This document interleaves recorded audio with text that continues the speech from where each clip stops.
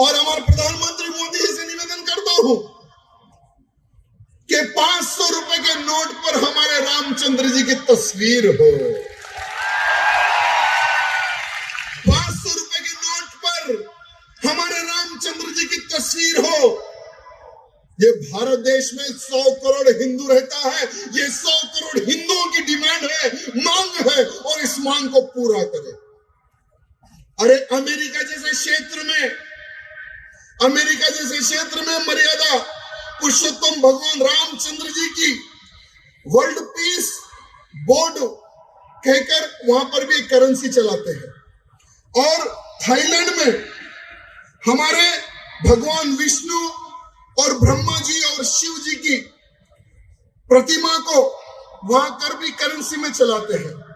और यूरोप में भी, यूरोप के शहर में राम नाम की करेंसी भी चलती है।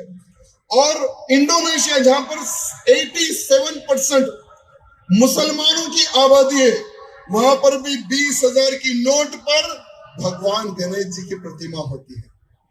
तो हमारे भारत देश में जो आज पूरा विश्व देख रहा है कि अयोध्या में राम मंदिर की स्थापना हो रही है, तो पूरे राम भक्तों की यह निवेदन है, राम जी की तस्वीर 500 रुपए की नोट पे होनी चाहिए। मेरे भाइयों, आज कितना खुशी हो रही है आपको बताइए सचमुच में कि रामलला वहां पर विराजमान हो रहे हैं। अरे हम लोग कहते थे कि लाठी गोली खाएंगे, मंदिर वही बनाएंगे।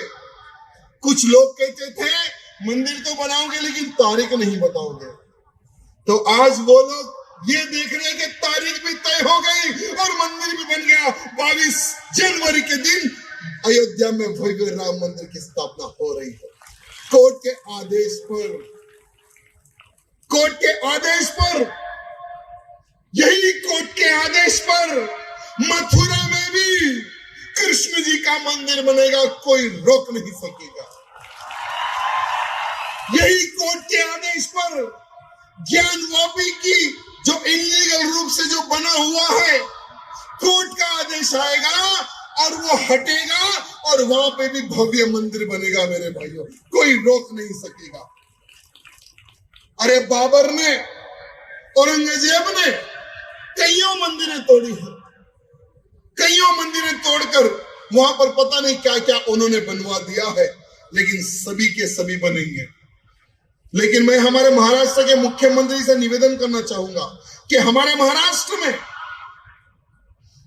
वक्फ बोर्ड की बहुत सारी जमीनें, जो कईयों खेतों की जमीनें, कईयों किसानों की जमीनें इलीगल रूप से कब्जा हो गई है वक्फ बोर्ड के नाम पर। आपको पता है ना ये वक्फ बोर्ड क्या है?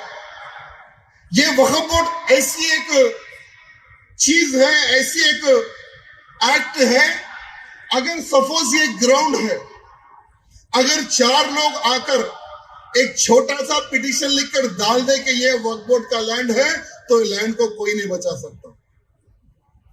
भारत के संविधान में कहीं पर भी ये नहीं लिखा हुआ है कि एक बार वक्फ बोर्ड क्लेम कर दे तो उसको कोई नहीं बचा सकता। उतना स्ट्रॉन्ग वक्फ बोर्ड के कानून को बनाकर चले गए हमारे चिच्चा नेहरू जी। हमारे चिच्चा नेहरू जी को बहुत प्यार था।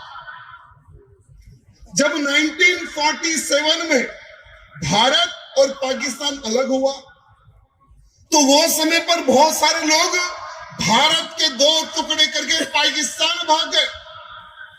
तो हमारे चिच्चा नेहरू जी ने ये सोचा कि ये जो पाकिस्तान भाग गए, इनकी जमीन को हम कैसे बचाया जाए। तो दुर्भाग्य देखिए, 1954 में जो पाकिस्तान के प्रधानमंत्री लियाकत अली खान से मिलकर एक एक्ट का निर्माण किया गया और उस एक्ट को इंप्लीमेंट किया गया। और एक्ट के अनुसार जो जो पाकिस्तान चले गए थे, उनकी जमीनों को वक्फ बोर्ड का बोर्ड लगाकर वहां पर इनका कब्जा लगाया गया। दुर्भाग्य देखिए मेरे मित्रों, अगर हम इतिहास की अगर बात करें तो आपके महाराष्ट्र में 1,00,000 एकड़ वक्फ बोर्ड के पास जमीन है। आपके महाराष्ट्र राज्य में 2009 में इनके पास सिर्फ 4,00,000 एकड़ जमीन थी और 2009 से लेकर अभी तक इनके पास लगभग 10,00,000 एकड़ जमीन हो गई, यानी 6,00,000 एकड़ जमीन उन्होंने बढ़ा ली है। महाराष्ट्र में अगर मैं आपको बताना चाहूंगा तो सिर्फ पुणे में 9,300 एकड़ जमीन इनके पास है, नागपुर में 9,200 एकड़ इनके पास जमीन है, नासिक में 8,400 एकड़ जमीन इनके पास है, कोंडाना में 6,000 एकड़ जमीन है और अमरावती में 2,800 एकड़ जमीन है। अगर मैं ऐसा इतिहास बताता जाऊं तो हर जगह पर इनके पास वक्फ बोर्ड के नाम पर जमीन कब्जा है। तो हमारे शिंदे जी से निवेदन करता हूं, शिंदे साहब 1,00,000 एकड़ जमीन पर आपका कब्जा होना चाहिए।